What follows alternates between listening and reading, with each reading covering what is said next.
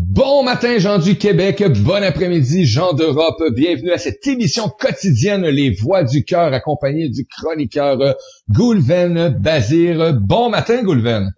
Bonjour. Ça vous semble un peu sombre peut-être de mon côté. Pourtant, il fait jour de mon côté. Ouais, il fait jour. C'est peut-être moi c'est trop lumineux actuellement. C'est ça, d'un coup, je me dis, ça wow. fait un contraste. Hey, les amis, bienvenue à cette chronique Observe ta nature avec un expert en habitacologie. Il est pas moi, il est là, juste là, Goulven Bazir. Et aujourd'hui, Goulven, on va parler des 8 principes du succès de la récupération de l'eau de pluie. Et comme je disais, une petite joke, j'ai dit ceux qui récupèrent la pluie cette année, ils en ont pour leurs argent. Et comment ne pas justement se faire déborder. Exactement. Salut Goulven. Salut Mario, bonjour les amoureux de la nature, merci d'être présents avec nous ce matin, ça fait plaisir. Alors pour pouvoir enchaîner un peu, pour pouvoir vous parler en fait de la récupération d'eau de pluie, il est possible selon là où vous habitez que vous en avez eu trop, comme Mario vient de le préciser, ou vous en avez pas eu assez. Il y a des personnes autour de moi à Québec et alentour qui ont dit nous la pluie on n'en peut plus. Et il y a mon père qui un jour m'appelle, il me dit Goulven, demain il pleut. Et alors, mais ça fait 5 mois qu'il a pas plu. Oh, wow. Ah oui, ok. Donc là, 5 mois de sécheresse, on commence à comprendre que là, c'est important de récupérer l'eau de pluie aussi.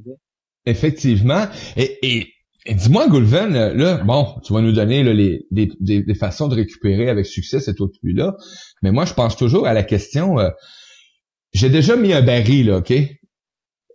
Au rhum à gouttière, là, mais va falloir que j'apprenne là, comment l'utiliser parce que j'ai pas de succès avec ça, moi. Là. Fait que là, c'est ça qu'on va parler aujourd'hui. Là. Oui. Alors, on va aborder un peu les détails techniques à la fin. Donc, je te remercie pour pouvoir commencer avec ça. Ça me permet tout de suite de l'introduire pour pouvoir vous faire maintenir un peu jusqu'à la fin de la petite chronique ensemble. Yes. Mon objectif, en fait, c'est vous replacer un peu les idées en place. C'est quoi notre intérêt à récupérer de l'eau de pluie? Pourquoi on veut récupérer de l'eau de pluie? Généralement, c'est pour arroser nos plantes. Parce qu'au final, quand on arrose nos plantes avec de l'eau chlorée, en général, le chlore, ça tue la vie, ça tue les microbes et les insectes qui vont être favorables à la vie et au développement de notre plante. Si on met de l'eau chlorée sur ces plantes, peut-être qu'on va tuer la vie qui favorise la vie de la plante qui va faire. Bon, en gros, on comprend que peut-être que récupérer de l'eau de pluie qui vient du ciel, donc un don du ciel, on comprend que c'est déjà plus riche que de l'eau chlorée. Effectivement. Mais et que l'eau est précieuse parce qu'elle est précieuse, elle vient des cieux. Précieux. Oh, merci. Mais tu sais, moi, en tant que bon, ok, je connais pas ça, là, je vais me faire un citoyen comme mon père peut avoir déjà dit, ou quelqu'un d'autre, un voisin, ou etc. Je n'aimerais pas de nom, mais j'ai même déjà écrit un texte sur justement sur celui qui utilise tout de façon naturelle la cultivation de son jardin, etc. et qui à la fin il croque une tomate puis elle est bonne sa tomate parce qu'il a tout mis en place écologiquement en récupération tout le kit. Et j'ai l'autre individu que mon voisin, lui, il a mis de la terre, de l'engrais chimique puis de l'eau à casse industrielle qui vient et il croque sa tomate à la fin de l'été. Lui, il est super content de sa tomate, lui ci, là, tu comprends? Mais j'ai dit ouais, mais l'eau de pluie, est-ce qu'elle n'est pas un peu, on dit, les industries contaminent le ciel, les nuages, etc., tout le kit, mais l'eau, elle se filtre ou... Alors, j'aime bien ta question parce que tout de suite, on part dans la logique. Les molécules qui sont dans l'air sont parfois plus dangereuses que les molécules qui sont dans l'eau, dans notre tuyauterie. Laquelle des deux est la plus dangereuse? Eh ben, il arrive souvent que pour pouvoir filtrer ou distiller de l'eau, on va faire en sorte que l'eau, on va la faire bouillir, on va récupérer la vapeur d'eau pour qu'elle soit distillée, qu'elle soit purifiée d'une certaine façon. Qu'est-ce que fait la nature déjà? Oui, elle évapore l'eau des océans, des rivières, des lacs pour l'envoyer dans le ciel. Effectivement. Et nous la faire tomber en pluie pour la recharger avec la belle forêt, les rivières pour nous l'amener à la maison. Oui. Je pense que l'eau de pluie est intéressante. Oui, l'eau de pluie. Mais l'eau qui coule dans la rivière est très bonne aussi. Oui. L'eau qui est souterraine, qui n'a pas été en amont polluée par des industries pharmaceutiques. Désolé, j'ai comme un lapsus révélateur. Polluée par l'agro-industrialisation, ce genre de choses. Là, oui, il pourrait y avoir une pollution. Mais sinon, généralement, l'eau qui est sous terre ou qui est dans la rivière, elle est vraiment très bonne à boire. L'inconvénient, c'est que l'eau qui passe par nos systèmes de tuyauterie, là, elle est moins bonne à boire parce qu'elle est passée par trop de filtration. L'eau a été déstructurée, elle passe dans des tuyaux qui sont droits, alors que l'eau a tendance à plutôt faire des méandres. Hein, vous l'avez remarqué quand on regarde avec Google Maps la vision d'une carte. Il y a rien. Hein? C'est impossible. C'est impossible. Il y a aucune eau qui coule droit. Ça n'existe pas. À part par l'homme, évidemment, comme par des canals tout droits là. Mm-hmm. Il existe des lignes droites dans la nature, c'est assez rare, mais une ligne droite, on voit mieux peut-être si c'était avec le blanc. Une ligne droite, c'est possible que quand on est vraiment un esprit cartésien humain. Mais l'eau, elle est pas cartésienne, elle a la même dynamique que notre hélice d'ADN. L'objectif de la vie qui circule dans l'eau, c'est de circuler en vortex. Effectivement. D'ailleurs, c'est pour ça qu'on peut voir à l'intérieur d'un vortex un poisson qui, lui, est en train de remonter l'eau sans fournir quasiment aucun effort, parce qu'à l'intérieur du grand vortex dans la rivière, il y a des contre-vortex qui tournent dans l'autre sens, qui poussent le poisson à remonter la rivière. Magique. Oui, effectivement, c'est magique. Donc, de toute façon, moi, je vous parle que de magie en général. Effectivement. Super. Mais c'est quand même des croyances qu'il faut quand même regarder puis donner de l'information justement aux gens, parce que moi je sais très bien que l'eau de pluie est de meilleure qualité que certaines eaux. Moi ici je suis privilégié parce que je le dis souvent, hein, j'ai de l'eau qui vient d'une source et de vraiment là, une pointe qu'on a plantée et qu'on a trouvé le trou exact et on a de la bonne eau. Elle est ferreuse, oui, mais on a un beau petit système qui permet de récupérer toutes les petites particules de fer et à tous les mois on change ce filtre là, puis on pitche à la poubelle puis on en met un autre tout simplement. C'est excellent. Ben, pas poubelle, à récupération. Désolé, parce qu'il est récupérable. Ben, surtout, c'est du fer. C'est comme si tu pouvais faire une mine de fer qui était comme filtrée naturellement dans ta maison. C'est bon, ça. Ouais, oui, il en faut une bonne quantité quand même. Ça dépend ce que tu veux en faire. Ce que tu veux. Ouais, bon, t'as compris. Effectivement. Donc, on va procéder justement. Tu vas nous amener vraiment les façons de récupérer cette eau-là et comment bien l'utiliser. Oui, mais tu viens de m'apporter quand même un point qui est la qualité d'hygiène de l'eau. L'eau, quand on récupère de l'eau de pluie, on a quand même besoin de la minéraliser un petit peu, parce que quand elle est totalement déminéralisée, hein, c'est comme l'eau qu'on utilise pour notre fer à repasser, par exemple, on doit absolument la reminéraliser pour pas que l'eau de pluie qu'on va boire, on peut en boire une grande quantité. Hein. On pourrait boire 2-3 mètres cubes d'eau de pluie sans que ça nous porte préjudice dans notre corps. Mais si on boit tout le temps de l'eau de pluie toute l'année et qu'on ne boit que ça, au bout d'un an, on peut avoir une déminéralisation de notre corps. Donc, oui, c'est important de la minéraliser, mais non, vous inquiétez pas, ça va, c'est pas grave si vous en buvez quelques litres. Il n'y a pas de souci. Puis, de toute façon, entre ce que vous buvez, ce que vous mangez, parce que peut-être que vous allez cuisiner vos pâtes aussi avec l'eau de pluie, c'est quand même quelque chose qui est assez magique. Ensuite, l'avantage aussi quand on a une eau qui est déminéralisée, qui est sans calcaire, lorsqu'on fait de la lessive avec, ça les femmes vont aimer, mais pas que les femmes, j'espère que les hommes aussi font la lessive. Quand tu as une eau qui est douce et qui est déminéralisée, le savon mousse plus. Parce que le savon, lui, il est basé sur le pH, et le pH est très souvent lié à la quantité de minéralisation qu'il va y avoir dans l'eau. Donc plus on a un pH qui va être faible, plus la capacité à la mousse va pouvoir mousser. Donc on va avoir une impression de plus propre. Plus propre, oui, effectivement. Parce que c'est pas parce que ça mousse plus que ça lave pas moins, que ça lave moins bien, en fait. C'est juste un effet agréable. Parce qu'au final, tant qu'il y a du liquide et que ça brasse, ça lave très bien. Oui, effectivement. Mais on consomme moins de produits quand ça mousse plus, par contre. Parce que comme il y a plus d'air entre les bulles de savon, il y a plus de contact avec la matière entre le savon et la matière à laver. Donc c'est quand même plus intéressant de réduire le pH. Donc, imaginez-vous utiliser l'eau de pluie pour boire, pour faire la cuisine et faire votre linge ou faire la vaisselle où ça va mieux mousser, vous allez consommer moins de savon. Donc, ça devient immédiatement plus écologique. L'inconvénient, c'est que si par la suite vous souhaitez vous laver et arroser votre jardin, là, le volume en eau de récupération de pluie devient très conséquente. Moi, j'avais fait des calculs dans le sud de la France, quand on a 2 mois de sécheresse, il faut récupérer au minimum 15 mètres cubes d'eau, de pluie, pour 2 mois. C'est beaucoup. C'est quand même beaucoup. C'est quand même vraiment beaucoup. Au Québec, on n'a pas ce problème-là parce qu'en généralement, on a toutes les 2 semaines de la pluie. C'est quand même plus agréable toutes les 2 semaines que tous les jours comme à Londres, avec le brouillard qui est comme en permanence, avec le fog, là, comme ils appellent ça. Mais chez nous, à Montréal en tout cas, c'est à peu près toutes les 2 semaines, donc c'est agréable. Mais si on est dans d'autres régions qui sont parfois très sporadiques, et on peut très bien avoir de la pluie tout autour de chez nous, mais pas chez nous.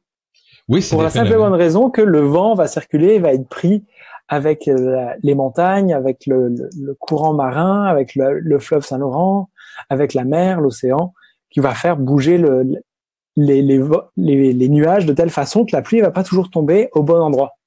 Et surtout si vous avez beaucoup de cultures autour de chez vous, et donc les cultures qui ont plutôt tendance à sécher, qui sont jaunes, vont plus absorber la chaleur.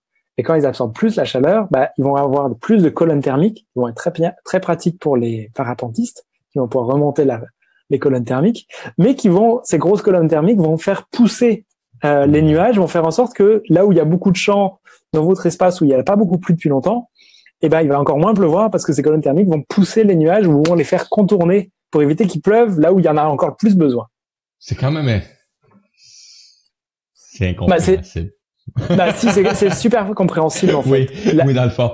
Parce que la chaleur, puis ces plantes-là, tu disais, de culture, viennent justement créer cet effet-là où il y en a pas de nuages au-dessus, donc il peut pas en avoir de la pluie, là. Fait que plus t'as des grands champs, moins que t'as des chances d'avoir de la pluie. Donc c'est quand même extraordinaire. Ceux qui ont cultivé des grands champs jaunes, pas de pluie. Ça sèche. Non. Ben oui, j'ai pas compris leur logique et c'est pour ça que l'agroforesterie devient un peu plus populaire parce qu'on vient de se rendre compte depuis pas très longtemps, même si ça fait très très très très très longtemps qu'on le sait, que la forêt appelle la pluie. Mm-hmm. Et Francis Allais, qui est un extraordinaire botaniste que j'adore, hein, que je suis en grande admiration avec lui, on peut le voir d'ailleurs dans un de ses films qui s'appelle Il était une forêt, et c'est bien expliqué. Vous avez l'explication de quand on coupe une forêt à ras, qu'est-ce qui se passe pour pouvoir obtenir à nouveau une forêt primaire, comme la jungle en fait. Eh ben, il faut attendre minimum 700 ans. Et oui, et une forêt c'est long à se remettre en place. Oui, 700 ans c'est long. Donc pour pouvoir voir le film qui dure 1h30, pour pouvoir voir 700 ans, on a un peu de film d'animation qui nous explique 2-3 petites affaires. Et Francis Allais nous explique justement que les molécules qui sont contenues dans les arbres vont s'envoler dans le ciel, et ces molécules de la forêt vont appeler et condenser la pluie pour pouvoir ramener les nuages, condenser des nuages et faire en sorte qu'à un moment donné, il va y avoir telle différence de température et de différentes molécules dans le nuage qui va faire qu'il va se mettre à pleuvoir au-dessus de la forêt. Donc la forêt a la capacité et l'intelligence de communiquer entre elles, entre les arbres, pour pouvoir dire bon, il nous manque un peu d'eau là, vous ici, là aussi, ok, vous êtes prêts? On envoie le signal. Ils envoient plein de VOC, des composés organiques volatiles, des COV, qu'on peut avoir les bons COV, pas que les mauvais. Et donc ces COV vont permettre d'appeler cette pluie. Maintenant que vous avez compris ça, yes. On sait d'où elle vient, on sait comment elle peut être bonne pour nous, on sait comment l'utiliser. Maintenant, comment la stocker? Ouais. Et déjà, on va commencer par le premier principe. Le premier principe, donc les 8 principes, ils sont pas de moi, ils sont de quelqu'un d'extraordinaire que j'ai encore une fois une grande admiration, de Brad Lancaster, qui a écrit un livre qui s'appelle Rainwater Harvesting for Dryland and Beyond. En français, c'est comment récupérer l'eau de pluie dans les milieux arides et au-delà. Merci. Parce que là, moi, je vais te perdre complètement. Je parlais que tu parlais de récupération d'eau, là, mais... Donc, pour les auditeurs, est-ce que tu peux le répéter, s'il te plaît? Oui, le livre s'appelle Comment récupérer l'eau de pluie dans les milieux arides et au-delà. Merci. Et Brad Lancaster habite, si je me souviens bien, je crois au Nouveau-Mexique, aux États-Unis. Et donc, c'est un environnement qui est vraiment très sec. Sec. Et quand il se met à pleuvoir, c'est un véritable déluge. C'est-à-dire que en l'espace de 15 minutes, il y a 15 à 20 cm d'eau qui s'écoule dans la route. Donc, c'est assez intense. Et évidemment, ils ont fait comme partout les bonnes personnes et les belles personnes civilisées, ils ont fait en sorte de mettre des routes parfaitement pavées, ou bétonnées, ou macadam, ou tout ce que vous voulez. En tout cas, tout ce qui fait en sorte que l'eau ne va pas pouvoir s'infiltrer dans le sol. Ensuite, ils ont remonté des trottoirs, et sur le trottoir qui est comme presque 20 cm au-dessus, donc la quantité d'eau qui doit s'écouler, il va y avoir ensuite un arbre. Mais souvent, l'arbre va avoir une petite butte qui va faire en sorte que l'eau ne va pas pouvoir rentrer dans l'arbre parce qu'il y a une butte. Donc Brad Lancaster, lui, il a déjoué le règlement de la ville. Il a pris sa grosse meuleuse je sais pas comment on appelle ça au Québec là, mais en tout cas ça a une grosse scie circulaire pour pouvoir couper le trottoir. Oh yeah. Et il a creusé autour de l'arbre pour faire en sorte que toute l'eau qui s'écoule le long de la route puisse aller nourrir l'arbre, puis l'arbre suivant, puis encore l'arbre suivant. Et le surplus de l'arbre, une fois que l'eau de l'arbre a été remplie, ça va remplir un caniveau qui va remplir derrière le trottoir, donc entre le bord de la route et le bord du trottoir contre les maisons ou les haies de chez les personnes. Et ben il a fait en sorte que l'eau puisse s'écouler et remplir une baissière, une sorte de caniveau, dans lequel on va pouvoir capter un maximum d'eau. Et là, au lieu d'avoir de l'eau qui s'écoule à forte vitesse, qui a même une forte capacité à éroder le sol, voire même de faire en sorte que comme il va y avoir énormément d'eau qui va s'écouler, les bouches de canalisation d'eau qui sont normalement conçues pour pouvoir canaliser l'eau de façon droite et circulaire, alors que l'eau elle a qu'une envie, c'est de bouger. Oui. Eh ben, elle rassemble plein de bazar qui va boucher une canalisation, qui va boucher une deuxième canalisation, et ainsi de suite. Alors que si on arrive à réduire en amont la quantité d'eau qui s'écoule dans la route, en l'envoyant régulièrement dans les arbres, en l'envoyant régulièrement dans des caniveaux où l'eau va pouvoir s'infiltrer dans le sol, on change toute la donne. Ça paraît simple en fait. Très simple. Alors le premier principe. Le premier principe, c'est commencer par une observation longue et réfléchie. Alors moi, pour être franc avec vous, je vous explique. Moi, quand j'ai commencé à lire ce livre-là, je me suis acheté tout un équipement avec des grandes bottes qui montent jusqu'aux genoux, le grand pantalon de pluie qui me remonte jusqu'au nombril quasiment, le kawaii en blouson de pluie. Bon, le parapluie n'était pas très nécessaire. Ce qui m'a intéressé, c'était d'être vraiment sous l'élément de pluie. Ok. Et dès qu'il se mettait vraiment à pleuvoir fort, qu'est-ce que j'allais faire? J'allais me mettre là où il y avait le plus gros problème. Il est possible que chez vous aussi, si on prend le deuxième principe, je vais vous le lire tout de suite, commencez par le haut, le point culminant de votre bassin versant, et travaillez en descendant le chemin vers le bas. Je vais vous rappeler le premier en vous racontant juste après cette petite histoire. Quand j'ai découvert ce bouquin-là, je me suis mis à le lire. J'étais chez mes parents à cette époque-là, et eux, ils sont à 800 mètres d'altitude à peu près, et au-dessus de leur maison, il y a un grand parking, un parking qui fait presque 3000 mètres carrés, quand même assez conséquent. Tout le pourtour du parking, il y a des graviers, mais une grande partie du parking est bétonnée. Donc la très grosse majorité, et puis toute la route qui arrive en amont s'écoule et arrive sur ce parking, et tout ça s'écoule dans la petite descente qui arrive chez mes parents. Mm-hmm. Donc c'est pas un ruisseau qui se met à couler, c'est carrément quand il se met à pleuvoir, c'est un torrent.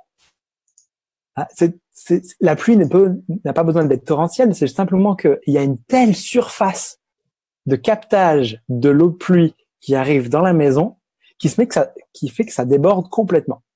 Alors, on a évidemment un caniveau, mais il y a une telle quantité d'eau que tous les graviers qui sont un peu cassés sur tout le pourtour du béton viennent boucher le caniveau en une pluie.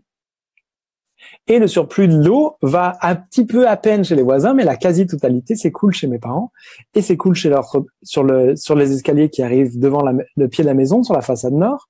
Une façade nord étant très peu éclairée, ensoleillée, l'humidité reste longtemps ici. Et le pas de la porte est à environ, de mémoire, à 3-4 cm de hauteur.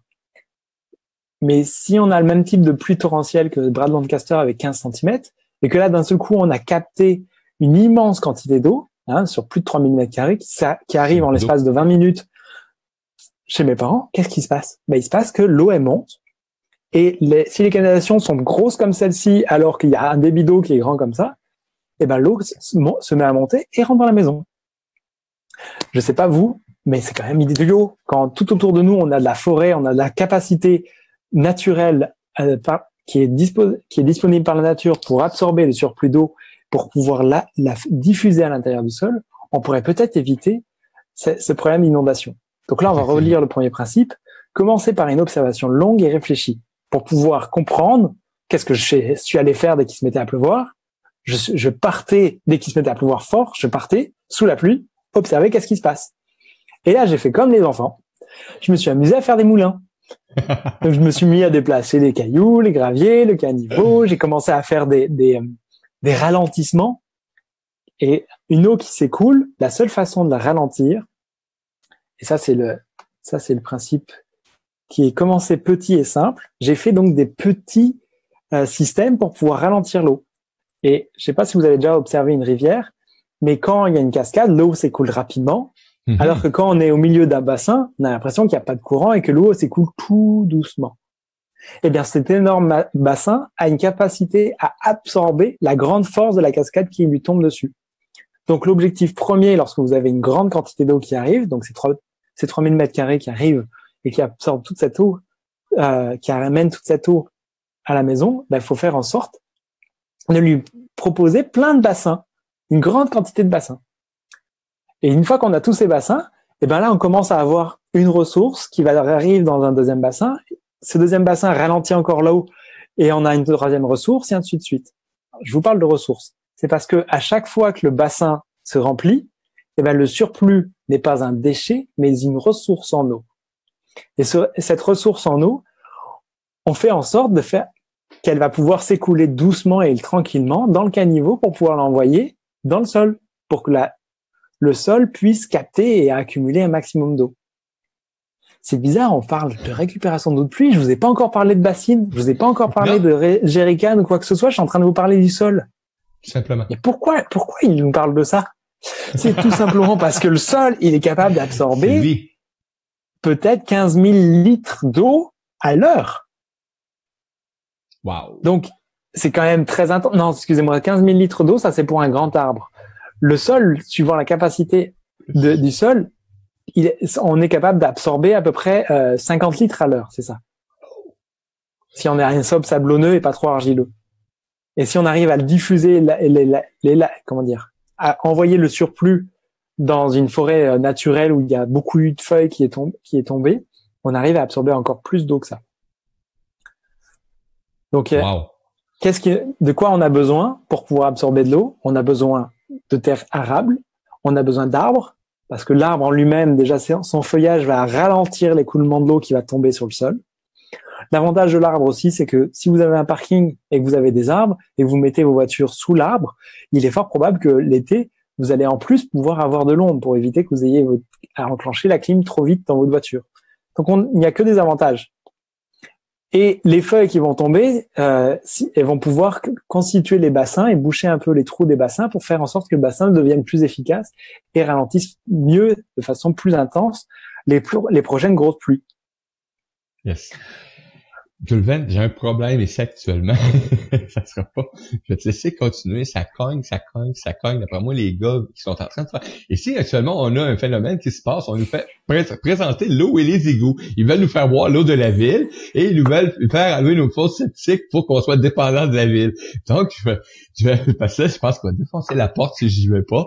Donc, je te reviens dans quelques secondes. Les amis, je suis sincèrement désolé. Au moins, ils ont pas coupé le courant à ce coup-là. Oui, parce qu'au moins on peut continuer l'émission. Oui. Alors, je continue en expliquant que lorsqu'on a cette grande quantité d'eau qui peut être absorbée par les arbres, par le sol, et donc par des caniveaux qu'on va pouvoir envoyer régulièrement dans cette surface arable qui va être capable d'absorber l'eau, on va être en mesure de réduire en fait l'impact négatif pour pas avoir les pieds qui vont être dans la boue, qui vont être dans la gadoue ou qui vont même carrément déclencher peut-être des inondations comme ça a pu être le cas chez mes parents à l'époque. Donc pour ça, comment je suis allé voir pour pouvoir différencier ce qui se passait là où il y a une terre qui est complètement étanche parce qu'on a du grand bitume, je suis allé voir qu'est-ce qui se passe quand il pleut de façon intense dans une forêt. Et en identifiant ça, j'ai pu remarquer que dès que la forêt était coupée pour y mettre un chemin en terre, j'ai observé l'eau de pluie qui tout de suite se mettait à faire des méandres pour pouvoir tout de suite se mettre à ralentir, créer des bassins naturellement en creusant le sol le sol arable a été trop enlevé et on se retrouve qu'avec la partie argile et donc naturellement l'eau va se mettre à faire des méandres, faire des bassins et faire carrément à éroder le sol parce qu'il y a plus de plantes, il y a plus de nature, il y a plus d'arbres pour pouvoir ralentir et absorber le surplus d'eau. Alors, vous entendez peut-être un chat qui est en train de miauler, il a vraiment envie de sortir. Alors, comment ça s'est passé, mon cher? Écoute, on va voir le temps. ils vont couper l'électricité tantôt. Au moins, ce que là, ils nous avisent. Ils n'ont pas décidé de couper sans nous aviser. Ah, c'est gentil. Ben, c'est parce que j'ai parlé avec eux. Hein, je leur ai dit, excusez, messieurs, mais moi, je travaille sur Internet et les ordinateurs, j'ai besoin de courant. Donc, mais effectivement, on a le temps de finir notre chronique sans aucun problème, mon ami. Merci beaucoup. Et désolé, il cognait vraiment pour rentrer. J'étais mieux de le laisser rentrer. Au moins, tu les as prévenus. Oui, parce que ça fait depuis la semaine passée qu'on a des coupures de même sans avertissement, donc c'est pas le fun là quand on est en direct et qu'on fait des émissions et qu'on a besoin d'électricité. Mais je vais retrouver, j'ai une belle batterie qui appelle, tu sais là, un système d'urgence. Mm-hmm. Mais bon, il y a eu un bug avec et actuellement quand on le branche, il fait juste pip pip. Je sais pas pourquoi. Ok. Donc, merci Goldwyn. Oh, beau chat. Oui. Salut le chat. Il impose sa présence, il veut de l'attention. Donc, on était rendu, désolé mon ami, on était rendu à quel endroit? Alors, j'étais en train de reprendre un peu la capacité à absorber l'eau. Yes. J'ai donc abordé le premier principe qui est commencer par une observation longue et réfléchie. La première chose à faire pour une observation longue et réfléchie, c'est bien sûr, il y a le chat qui est en train de se caresser sur la caméra. C'est pour ça que la caméra bouge. Minou. Ah, c'est des amours, ces chats-là. C'est ça. Ça demande de la concentration pour être sûr de ressentir la bonne chose dans le bon ordre. Commencez par une observation longue et réfléchie. Donc, sortez sous la pluie dès qu'il se met à pleuvoir et observez comment la pluie s'écoule chez vous. Ensuite, commencez par le haut. D'où vient le problème de l'eau? Évidemment, il vient de la pluie, ça c'est une première chose, mais quelle est la quantité de surface qui est étanche qui va se mettre à s'écouler chez vous? Ensuite, le troisième principe, c'est commencer petit et simple. Moi, j'ai commencé tout très simplement j'ai pris des graviers, puis je me suis amusé à faire des petits bassins. Donc, sur la grande quantité d'eau qui arrivait sur le mur qui allait s'écouler ensuite chez mes parents, j'ai fait en sorte de créer des baissières, des petits caniveaux, mais pas des caniveaux qui allaient tout droit. J'ai créé plutôt ce qu'on voit naturellement dès qu'on observe une rivière. On voit tout de suite des bassins qui se réalisent. Donc, j'ai créé un maximum de bassins et que chaque surplus allait bien dans le deuxième bassin, troisième bassin, et ainsi de suite, pour ralentir l'écoulement de l'eau. Ensuite, le quatrième principe, je vous en ai déjà parlé, c'est diffuser et infiltrer le débit d'eau lentement. Donc, c'est pour ça que je vous ai parlé de commencer petit et simple, en ralentissant l'eau pour ensuite la diffuser et l'infiltrer. Cinquième principe, prévoyez toujours une voie de débordement et gérez ce trop-plein comme une ressource. Donc, parce que toute ressource, faut comprendre que le monde humain, on a pour capacité de consommer un produit et d'en faire un déchet et de plus s'en occuper. Mais la nature, elle fonctionne pas comme ça. C'est dans l'autre sens qu'elle fonctionne. Elle reçoit une ressource et de cette ressource, elle en fait un produit. Vous comprenez la logique? Au lieu qu'on consomme un produit, qu'on se débarrasse d'un déchet, la nature, elle consomme un déchet et elle en fait un produit. C'est méchante différence. C'est une méchante différence. C'est comme ça que moi je fonctionne. Toute ma logique, quand je conçois une activité professionnelle, que je conçois un projet avec des personnes sur leur maison, tous les éléments, je vais essayer de les concevoir comme une ressource et non comme un déchet. Ouais. Ce qui fait que moi je ne vois plus aucun problème. Il n'y a plus de déchets, il n'y a que des solutions. Alors, cinquième principe, prévoyez toujours une voie de débordement et gérez ce trop-plein comme une ressource. Et sixième principe, maximiser un couvre-sol vivant et organique. Vous avez remarqué que je vous ai pas encore parlé de technique pour pouvoir stocker et capter l'eau de pluie. Je vous ai tout le temps parlé de comment faire en sorte d'avoir un couvre-sol vivant, organique, qui va être capable d'absorber l'eau. C'est pour ça qu'il faut avoir une terre arable avec des plantes et des arbres pour pouvoir absorber cette eau. Une fois que vous avez géré le surplus, vous allez pouvoir capter cette eau pour pouvoir maximiser l'efficacité des différentes relations entre tous ces éléments-là, pour vous assurer que cette eau puisse arriver sur votre toit, que vous ayez un toit évidemment qui soit le plus alimentaire possible, dans le sens où vous n'allez pas mettre du toit en plomb ou différents toits qui vont faire que ça va pas être très consommable l'eau. Donc il est favorable de mettre une bâche en TPO par exemple, TPO. La bâche en TPO a pour capacité à être une bâche qui va être alimentaire. Ok. Et pour le dernier principe, et c'est vraiment le non des moindres, comme dirait mon ami Martin, le dernier principe, réévaluer en permanence votre système, la boucle de rétroaction. Une fois que vous avez mis en place, comprenez bien que quand on voit de l'eau qui s'écoule, à un moment donné, on voit le courant, il part plus de ce côté-là plus que l'autre. Il est tout le temps changeant. Donc, il faut en permanence revoir son modèle pour pouvoir s'assurer qu'il en ait absorbé un maximum de surplus d'eau. Si j'ai commencé à répondre à vos questions déjà avec ces 8 principes, je pense que déjà avec ça, vous allez être capable de vous dire, OK, j'ai géré le problème.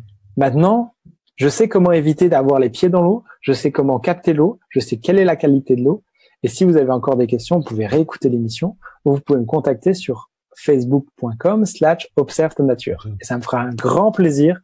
Vous m'envoyez des vidéos, des photos de votre terrain et puis moi, je vais pouvoir vous dire où sont les bonnes astuces à différents endroits pour pouvoir faire en sorte de ralentir l'eau et de l'écouler et de la filtrer et ainsi de suite. Et ensuite, les petits détails techniques, mettre une bassine, un jerrycan pour pouvoir récupérer l'eau de pluie sous la gouttière.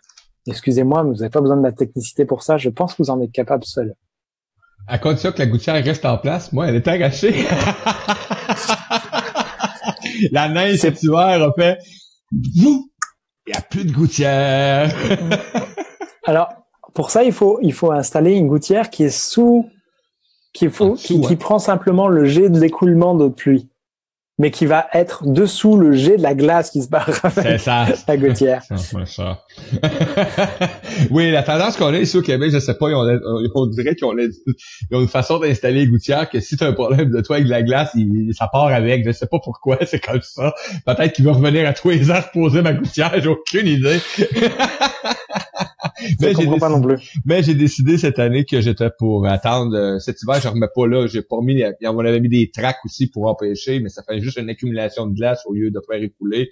Donc, ça a amené plus de problèmes que d'autres choses. C'était extraordinaire. Donc, c'était à revoir. J'ai une belle couverture en acier. Donc, habituellement, c'est supposé de bien glisser. Donc, c'est pas supposé de faire comme que ça a fait là. Ouais.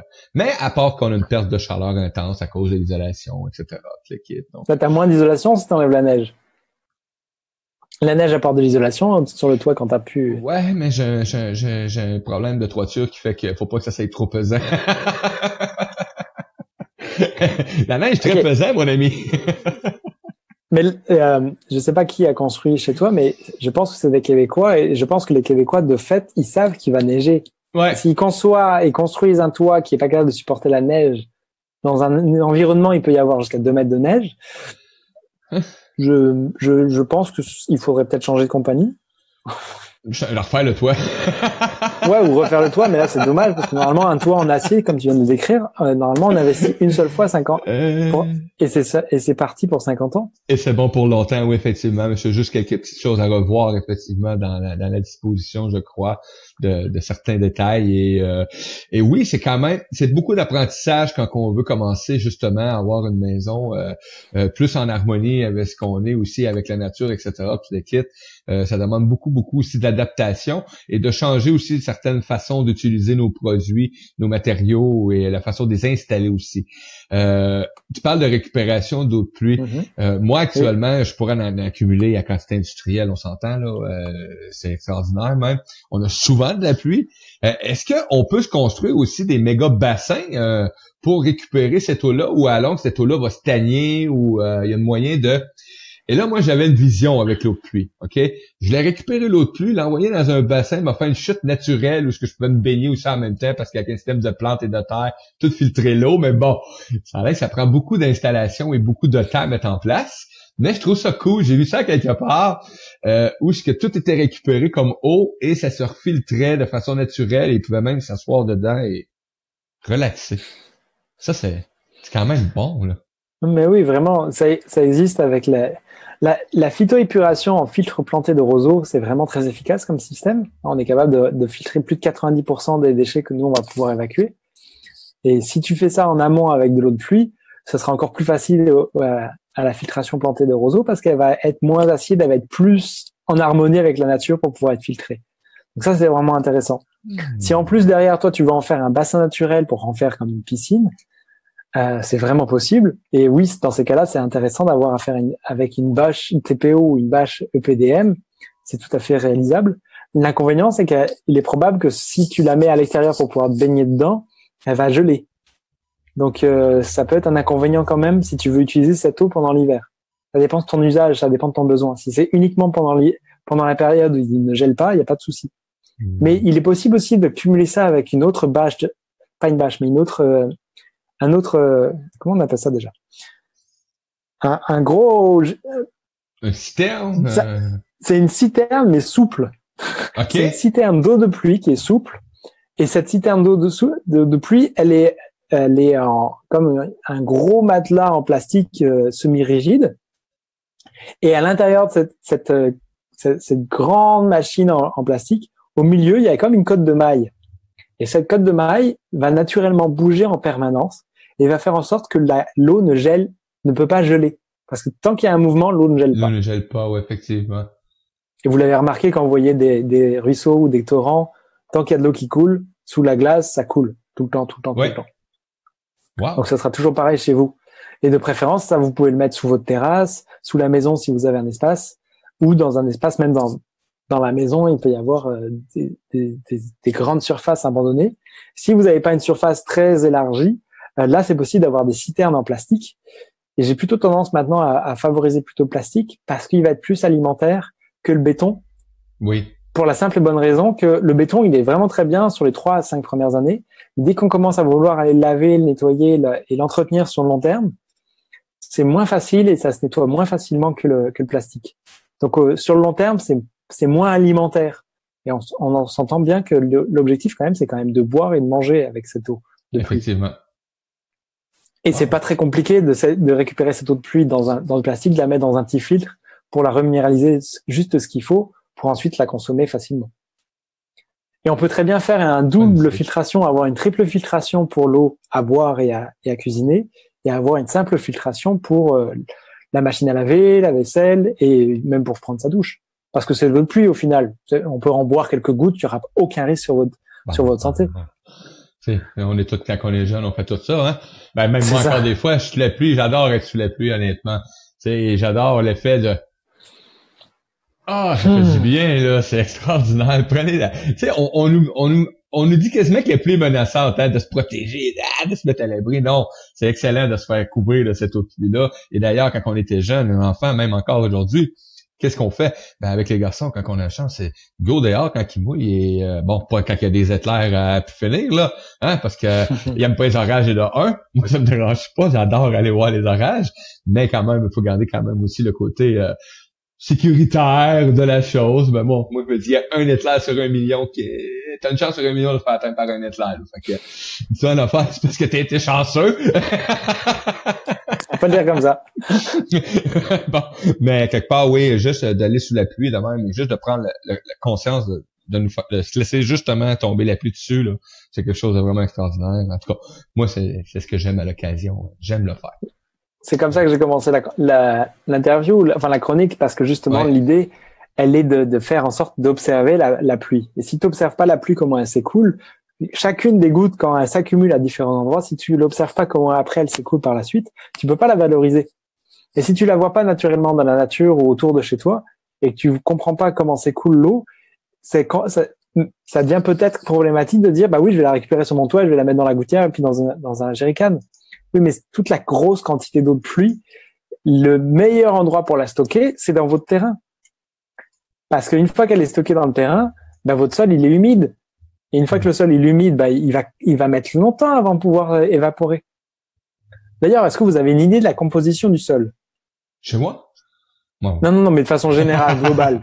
De façon très, très globale. Écoute, on a le dessus, on a le sable, on a la terre, on a après ça une partie, moi je sais qu'il y a de la glaise, et après ça, j'ai de l'eau. Parce que moi, à 36 pouces, en centimètres, ça fait combien? Peut-être une centaine? 36 pouces, ça fait 60? 3 centaines de centimètres, peut-être. En tout cas. Tiens, ça. Bon, on a de l'eau. Donc, si tu fais un trou ici de 3 pieds de creux, t'attends un peu pis t'as de l'eau, là. Tu vas avoir de l'eau dans le trou, là. Donc, il y a assez d'eau chez nous.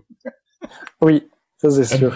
Moi, j'ai une rivière qui passe en dessous de ma maison. Donc, on a fait un canal et j'évacue, c'est un vide sanitaire qu'on appelle. Et moi, j'ai de l'eau à l'année qui circule dans mes petits canaux et qui s'en vont vers un coin. Et on amène cette eau-là vers l'extérieur parce que j'ai toujours de l'eau, moi. Tout le temps. Tout le temps. Là, tu en ferais rêver plus d'un, tu sais, avec ça.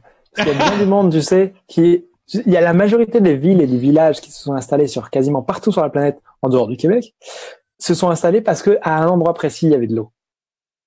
Wow. On le sait bien, dans un désert, dès qu'il y a une oasis et qu'il y a un point d'eau, ça se développe immédiatement. Ben, tous les espaces habités sur la planète ont démarré sur un point d'eau. Tous. Et aujourd'hui, les guerres véritables qui sont entretenues aujourd'hui, parce qu'une guerre, ça s'entretient, on s'entend bien, Ouais. elle est souvent entretenue aujourd'hui par des ressources qui sont capitales comme l'eau. C'est pour ça que en Palestine, il est fort probable, j'en sais rien, hein, mais il est fort probable que la désalinisation de l'eau pour un endroit qui est totalement désertique devient extrêmement enrichissant pour pouvoir assoiffer des gens. Ça devient vraiment horrible, mais pour l'instant, c'est ça qui se passe dans une guerre. Ouais. Effectivement.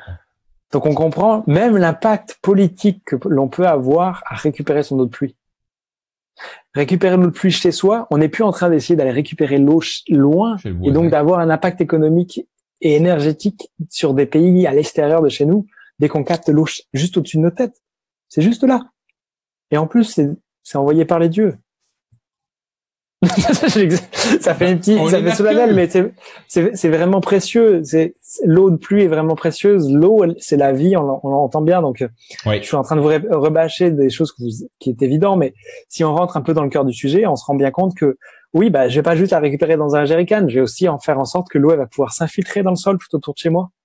Et si vous avez de la pente, vous allez vous assurer que cette eau elle va pouvoir rapidement se diffuser et s'infiltrer rapidement dans le sol à chaque niveau, pour éviter d'éroder et d'abîmer votre sol. Et dès que vous avez ça, vous allez pouvoir mettre vos chemins un petit peu surélevés et vous allez plus jamais avoir les pieds dans la gadoue.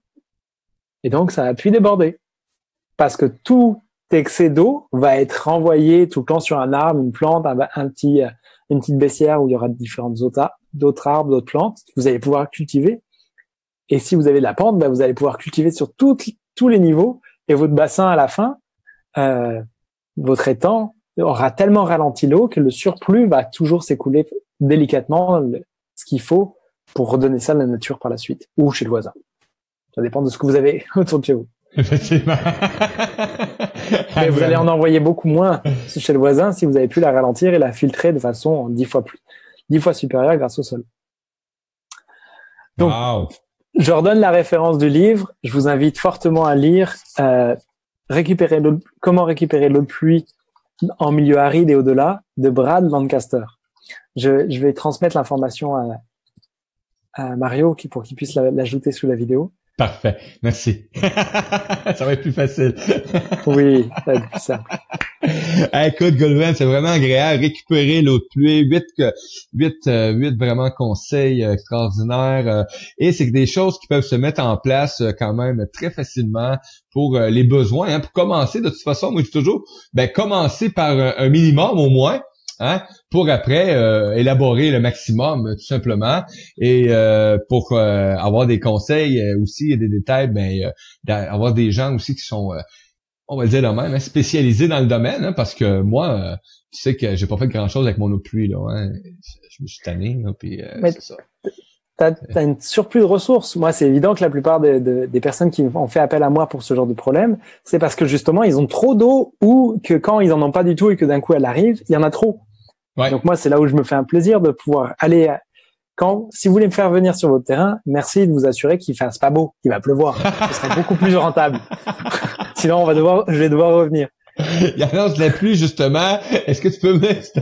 C'est quand même extraordinaire. Les gens, seulement, disent, ouais, mais on va attendre qu'il fasse beau. Non, moi, invitez-moi, mais qu'il mouille. Un orage, même aussi, ce serait peut-être bon. Tiens, sur plus d'eau, là, qu'on voit exactement l'écoulement de l'eau. Ou, faites une vidéo quand il pleut. Faites une vidéo de toute la façon de l'eau arrive sur votre terrain. Et, ça peut être aussi très pratique, j'imagine, en tout cas. Ah oui. Mais moi, j'ai marqué tantôt, faire une vidéo, mais là, je vais en faire un autre, mais qui pleut. Juste pour... parce que moi, j'ai des trous d'eau, là. Hein, Tes trous d'eau, si ton sol est parfaitement plat, c'est sûr qu'ils peuvent pas communiquer. Mais si tu as une légère pente, essaye de t'assurer que chacun des trous d'eau va bien se déverser d'une certaine façon et essaye de comprendre quelle est tu sais, même un écart d'1 millimètre suffit pour que l'eau s'écoule. C'est cool, oui, effectivement. Donc, une fois que tu l'as découvert, tu fais en sorte de lui donner un chemin que toi tu décides. Comme ça, l'eau, elle va prendre le chemin qui va être favorable pour elle et pour toi. Parce qu'il faut quand même que ça soit favorable pour elle. Hein. Faut la prendre en compte, elle, en amont. C'est elle qui décide. D'ailleurs, quand on commence un projet en permaculture, c'est pour ça que je vous parle de l'eau. Hein. C'est qu'avant de définir un terrain et de choisir un terrain, moi, la toute première chose que j'arrive et que je regarde sur le terrain, au-delà, bien sûr, de l'ensoleillement, de la topographie, des types d'arbres et de la capacité au sol à pouvoir tenir une maison, dès que je rentre dans le détail technique, la première chose que je regarde, c'est l'eau. Ensuite, c'est les accès, comment on va pouvoir faire venir nous, êtres humains, comment on va faire venir l'électricité, si on fait venir l'aqueduc ou l'eau potable à la maison, jusqu'à la maison, ou est-ce qu'on arrive à la récupérer avec l'eau pluie. Donc, c'est vraiment le premier point. Si j'ai pas analysé la première ressource qui est l'eau, donc la vie, comment installer de la vie pour pouvoir vivre dans une maison, sur place? Ça permet de faire la boucle avec le fait que tous les villages et les oasis qu'on a pu connaître dans le monde ont démarré grâce à un point d'eau. Oh. La vie. C'est précieux. Mon précieux. C'est pas une bague, c'est de l'eau. Mais non, l'eau, elle vient des cieux. Ouais. C'est précieux. Mais c'est quand même que tu amènes ça aujourd'hui, parce qu'aujourd'hui, j'ai amené le lien entre mercredi et Mercure, hein, le dieu de la communication, donc de l'information et de la nouvelle. Donc, c'est quand même super. Merci beaucoup, Goulven. Mercure, les amis, on communique, on donne de l'information. C'est ce que Goulven fait avec vous à chaque semaine. Et il le fait ailleurs aussi. Il le fait avec cœur et passion. On peut pas nier ça. Hein, vous savez, quand il dit les amoureux de la nature, mais le premier amoureux de la nature, il est assis là, devant moi. Il s'appelle Goulven Bazir. Donc, c'est vraiment extraordinaire. Et moi, j'apprends.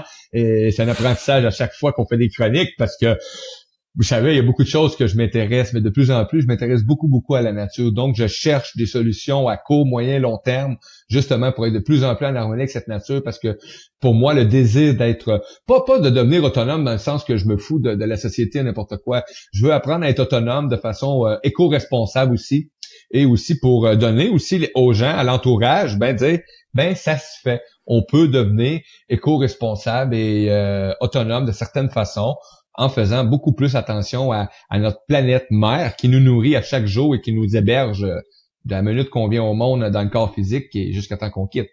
Donc, c'est quand même une belle mère couveuse. Si je peux, ouais, elle n'est pas si couveuse que ça. Elle nous laisse la liberté d'accepter son amour. Oui.